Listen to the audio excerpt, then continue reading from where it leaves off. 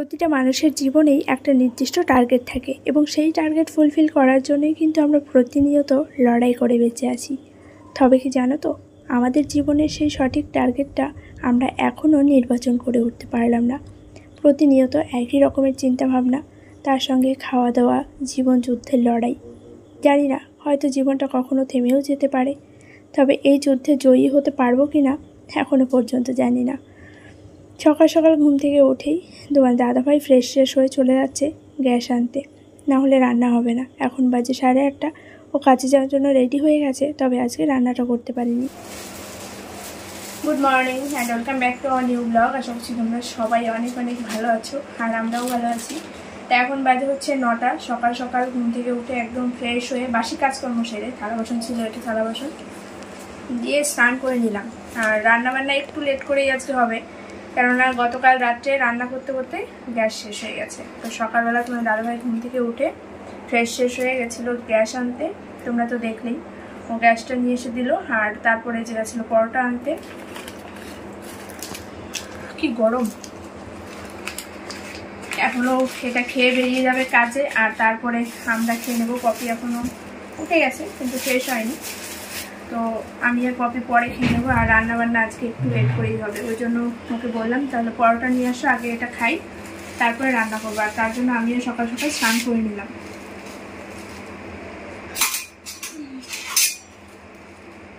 এর মধ্যে দিয়ে দিলাম, মরেনি। যাওয়ার সময় ক্যান নিয়ে গেলো, ভালো একটা ক্যান ছিল।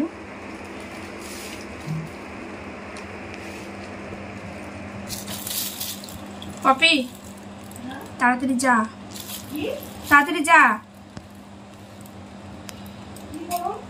তাড়াতাড়ি যা, মুখটা ধুয়ে আয়, আমরা খাই।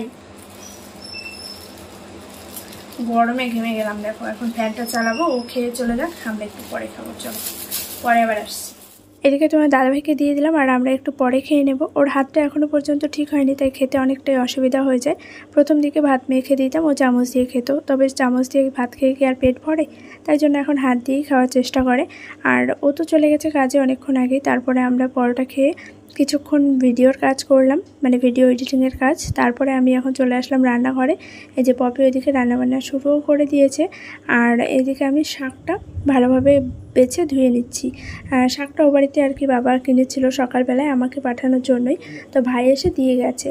আর এই শাকটাই এখন পপি রান্না করবে, আর তার সাথে করবে মাছের ঝোল। এটা হচ্ছে কুলেখাড়া পাতা, যেটা ওই বাড়ি থেকে মা সকালবেলা ভাইকে দিয়ে পাঠিয়ে দিয়েছে, মানে বাবা বাজার থেকে কিনে নিয়ে এসেছিলো আমার জন্যই।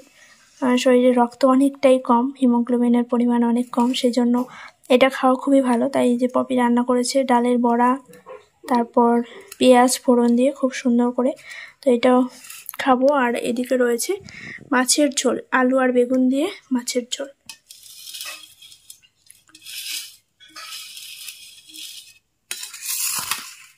পুজো তো চলেই এলো, আর মাত্র হাতে গোনা কয়েকটা দিন বাকি। আর এরই মধ্যে আমাকে নিতে হয়েছে কর্মবিরতি 7 থেকে 8 দিন, আর তার জন্যই আমার এখন এই নাজেহাল অবস্থা। তোমরা তো সকলেই জানো, আমাকে বেশ কয়েকদিন বিছানায় পড়ে থাকতে হয়েছিল।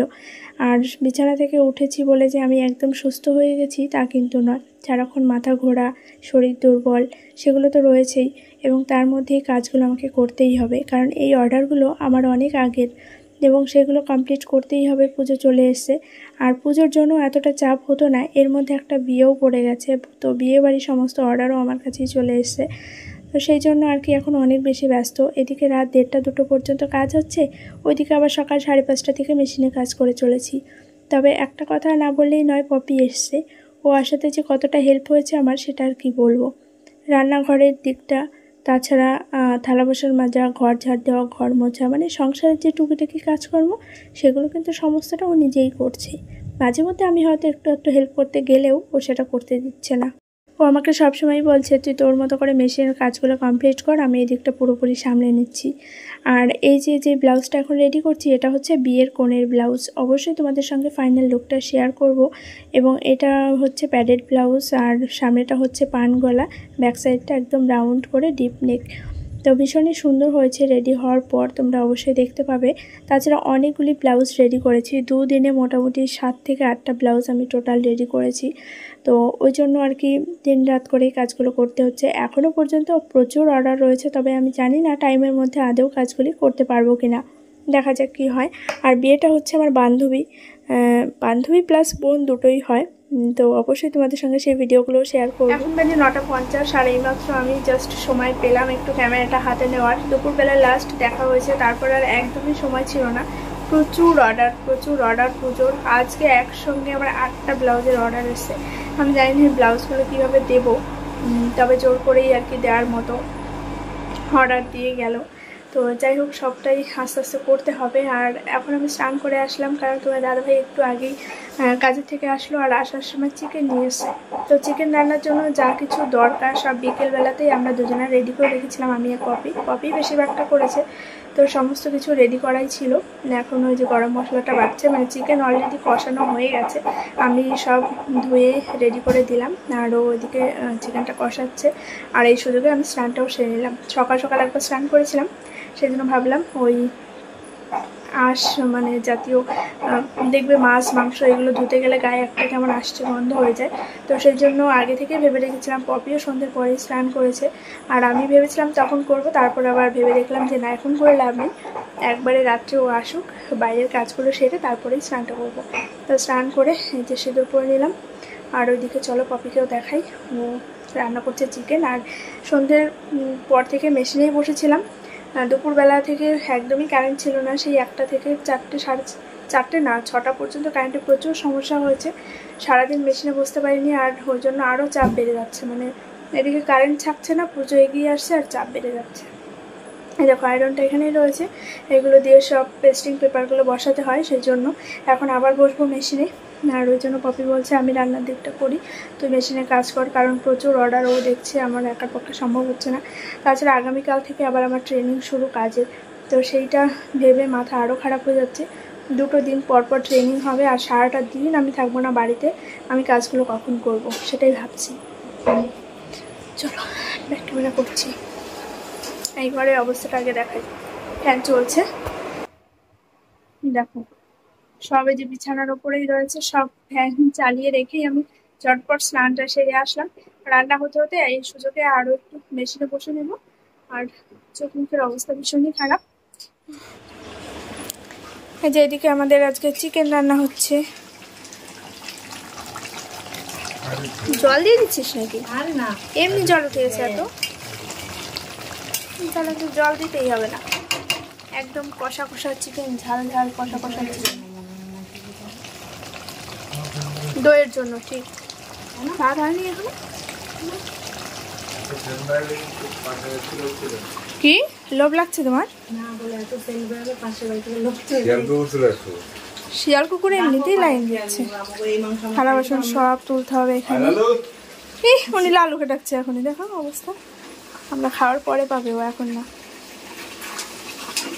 আমার পেছনই ছাড়ে না, যেই জায়গায় যাই সেই জায়গায় আমার পেছনে চলে যায়।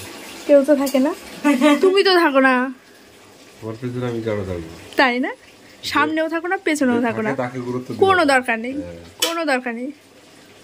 এমন একটা সময় আসবে আমার পেছন পেছন তোমাকেই করতে হবে। 11টা পার হয়ে গেছে, এখন বসবো খাওয়া দাওয়া করতে। রান্নাবান্না কমপ্লিট হয়ে গেছে। এই যে গরম গরম চিকেন কষা, আর চিকেনটা আজকে খেতে অনেক বেশি ভালো হয়েছিল। ওইদিকে রয়েছে শাক, যেটা দুপুরে রান্না হয়েছিল, অল্প একটু রয়েছে, তোমার দাদাভাইকেও একটু দিয়ে দেবো। আর তার সঙ্গে মাছের ঝোলটাও রয়েছে। তো আজকের খাওয়াটা বেশ জমজমাট, মাছ মাংস শাক সব কিছু মিলিয়ে মিশিয়ে রাত্রের ডিনারটা কমপ্লিট করে নিলাম। আর তারপরে আবারও মেশিনের কাজে বসেছিলাম, এবং আজকেও মোটামুটি 8টা আর কি ব্লাউজের অর্ডার এসছে। তো সেইগুলো আমাকে এই যে শাড়ির থেকে আর কি পিসগুলো কেটে আলাদা করতে হচ্ছে, বাজারে যেতে হবে আবার লাইনিং আনার জন্য, তার সঙ্গে ফলস পাড়ও আনতে হবে। আমি আর পপি এখানে গল্প করছিলাম আর এই কাজগুলি করে নিচ্ছিলাম। তো দাদাভাই ওইদিকে শুয়ে পড়েছে, আর এখন বাজে কত বলো তো, 12:30টারও বেশি। তো ঘুমাতে ঘুমাতে পড়লাম, আমাদের 1:30টা বেজে গেছিলো। আর এই কাজগুলো কমপ্লিট করে তারপরে এই ঘরের মানে যতটুকু পেরেছি গোছগাছ করে রাখার চেষ্টা করেছি। দেখো তো এই ঘর সবসময় অগোছালো থাকে, আমি গুছিয়ে রাখলেও থাকবে না, সারাদিনই আমাকে মেশিনে বসে থাকতে হয়, আর গুছিয়ে রাখলে হাতের কাছে ওইভাবে পাবোও না কোনো কিছু। আর এখানে আমাদের বিভিন্ন রকমের গল্প চলছিল, কথোপকথন, তার সঙ্গে কাজও হচ্ছিল আর কি। এই পর্যন্ত যতগুলো ব্লাউজ রেডি করেছি সবটাই তোমাদের সঙ্গে শেয়ার করব, এবং কেমন হয়েছে সেটা কিন্তু অবশ্যই তোমরা কমেন্টে জানিও। এখন বাজে রাত 12:30 আর বাইরে প্রচণ্ড মেঘ ডাকাডাকি করছে সন্ধ্যের পর থেকেই। তো আজকে আর কালকে মিলিয়ে যতগুলি ব্লাউজ বানিয়েছি সবটাই তোমাদের সঙ্গে একবারে শেয়ার করছি, কারণ এই দুদিন এত ব্যস্ত, এখনও ব্যস্ত। যে এর মধ্যে সব শাড়ি ব্লাউজের পিস রয়েছে, ওর মধ্যেও পিস রয়েছে, ওগুলো সব লাইনিং আনতে হবে। আর যতগুলি বানানো হয়েছে সেগুলি তোমাদেরকে একবার দেখিয়ে দিই, একটু কাছে আনবি ক্যামেরা। তো এই হচ্ছে একটা ব্লাউজ, এটা হচ্ছে অর্গানজা সিল্ক আর কি শাড়ি, নেটের, হালকা নেট টাইপের পুরো দেখা যাচ্ছে। এটা হচ্ছে ব্যাক সাইড, এর মধ্যে যে বোতাম দিয়েছি, আর এগুলো সব কাপড় দিয়ে আর কি বানানো বোতাম। এটা ব্যাক সাইডটা এরকম বোতাম দেওয়া, আর ফ্রন্টটা একদম সিম্পলের মধ্যে। তো এটা স্লিভলেস একটা ব্লাউজ। সেকেন্ড হচ্ছে এই যে মালবেরি সিল্ক, সামনেটা একদম এই যে বোট নেকের মধ্যে যাচ্ছে, একদম পুরো বোট নেক না আর কি, হালকা একটু রাউন্ড শেপ আছে, তবে ডিপ না। আর এই যে ব্যাক সাইডটা একটু ডিপ, আর ব্যাক সাইডে হচ্ছে পান গলা। এই হচ্ছে লাটকন। এগুলো সব অর্ডারের ব্লাউজ, একসঙ্গে 7টা ব্লাউজ দিয়ে গেছে। তো 7টার মধ্যে 5টা রেডি হয়েছে, এখনো 2টো রেডি হয়নি, মানে 2টো লাইনিং আনানি, ওই জন্য 2টো বাকি। এই হচ্ছে আরেকটা, এটা একদম সিম্পল যেই ব্লাউজগুলি হয় সেটা। আর ব্যাক সাইডটা হচ্ছে রাউন্ড শেপ। এগুলো দেখানোর মতো কিছু নেই। আর এই ব্লাউজগুলি সব সিম্পল ডিজাইন, মানে হেভি ডিজাইনের কোনো ব্লাউজ নেই এর মধ্যে। তো এটাও একটা মালবেরি সিল্কের, দেখো ব্যাক সাইডটা একদম ফুল হুক দেওয়া, আর ফ্রন্ট সাইডটা এই যে রাউন্ড শেপ। এগুলি না পরলে, ফিটিংস করে না সেলাই করলে বোঝা যাবে না, পরলে ভালো লাগে। আর মালবেরি সিল্কের ব্লাউজ বানাতে যে এত কষ্ট কি বলবো, এত সিল্কি এই কাপড়গুলো, ধরতে ভীষণ অসুবিধা হয়ে যায়। আর এই হচ্ছে আরও একটা ব্লাউজ, এটাও সামনে বোটনিকের মতোই গ্লাস হাতা প্রত্যেকটা ব্লাউজ, আর এটার ব্যাক সাইডেও এই যে বোতাম রয়েছে। এইগুলো সব হাতে আর কি কাপড় দিয়ে জড়ানো বোতাম। তো এই গেল একটা। আর এটা এই দুটো এমনি হচ্ছে মাপ দিয়ে গেছে ব্লাউজের, এগুলো আগেরই রেডি করা ব্লাউজ। তো এখানে রয়েছে 1 2 3 4 5 6, টোটাল হচ্ছে 6টা ব্লাউজ। আর আরও 2টো ব্লাউজ বানানো বাকি। তো এইটা একটা কাস্টমারের আর কি, একজনের ঠিক না, মানে এক জায়গা থেকে এসছে, এগুলো আলাদা করে রাখলাম। আর এগুলো একদম কটনের ব্লাউজ, এক কালারের কটনের। এটা হচ্ছে একদম নেভি ব্লু কালারের। আর এগুলো হচ্ছে স্লিভলেস ব্লাউজ, বাড়িতে সবসময় ইউজ করার জন্য। তো এখানে রয়েছে 4টে ব্লাউজ, এটার খুলে দেখালাম না, এখানে কিন্তু 3টে ব্লাউজ আছে। এগুলো সব কাকিমার, এটাও অর্ডারে, সব রেডি হয়ে গেছে। আর এবার তোমাদেরকে যেটা দেখাবো সেটা হচ্ছে একটা বিয়ের কোণের ব্লাউজ। আর বিয়ের কোণেটা হচ্ছে আমাদেরই বান্ধবী।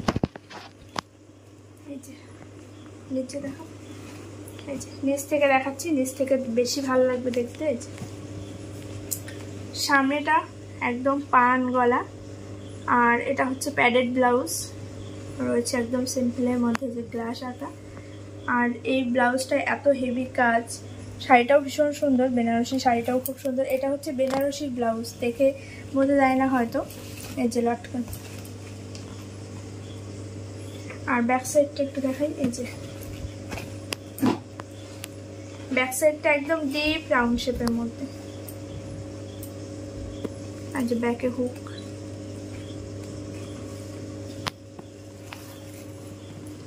এই হচ্ছে পুরো ব্লাউজটা, ভীষণ সুন্দর। জানি না পরার পরে কেমন লাগবে। আর শাড়িটা ভীষণ সুন্দর, শাড়িটা সকালবেলায় নিয়ে এসেছিলো, ওটা সকালেই আর কি আঁচলটা সেলাই করে একবারে দিয়ে দিয়েছি ওর কাছেই। আজকেই সকালবেলায় দিয়ে গেছে, ব্লাউজটা আজকেই রেডি করেছি, কারণ এটা হচ্ছে ভীষণ ইমার্জেন্সি একটা ব্লাউজ। তো এটায় কোনো রিস্ক নেওয়া যাবে না, কারেন্ট চলে গেলে বানানো যাবে না। যার বিয়ে, একটা ব্লাউজের জন্য বিয়েটাই যদি আটকে দেয় সেটা তো হতে দেওয়া যাবে না। আর বিয়েটা হচ্ছে খুব তাড়াতাড়ি, মানে 2-3 দিন টাইম আছে মাঝখানে। আমরাও বিয়েতে যাব এবং ভীষণ ভীষণ মজা করব, কপিও যাবে, আমরা সবাই নিমন্ত্রিত আর কি। তো সেই ভিডিও তো তোমরা অবশ্যই দেখতে পাবে, কীভাবে সাজগোজ করছি, কীভাবে মজা করছি। আর এই 2 দিনের মধ্যে এই ব্লাউজগুলোই সব রেডি করেছি, আরও একটা করে রেডি করবো আর তোমাদের সঙ্গে শেয়ার করবো। তো চলো, কোন ব্লাউজটা তোমাদের সবথেকে বেশি ভালো লেগেছে অবশ্যই কমেন্ট করে জানিও। আর নেক্সট ভিডিওতে আবার দেখাবো যদি আরও ব্লাউজ রেডি করতে পারি। তো চলো, আজকের মতো এখানে টাটা করছি। এখন বাজতে গেল 1টা, মানে প্রত্যেক দিনই এখন 1টা 1:30 বাজেই আমাদের ঘুমাতে ঘুমাতে। আর এই যে এখন আমি একটু মাছ দেখে নাও ব্লগটা শেষ করার আগে। এরা যা করে মাঝে মধ্যে। এই দেখ, এটা সামনে না, ওইটা না তো, এইদিকে এইদিকে ব্ল্যাকগুলো পেছনে চলে গেছে না, এই যে এটা সামনে আসে না, ওই যে এই যে এই যে না না, এইটা এই চোখটা ও চোখে পড়ে না।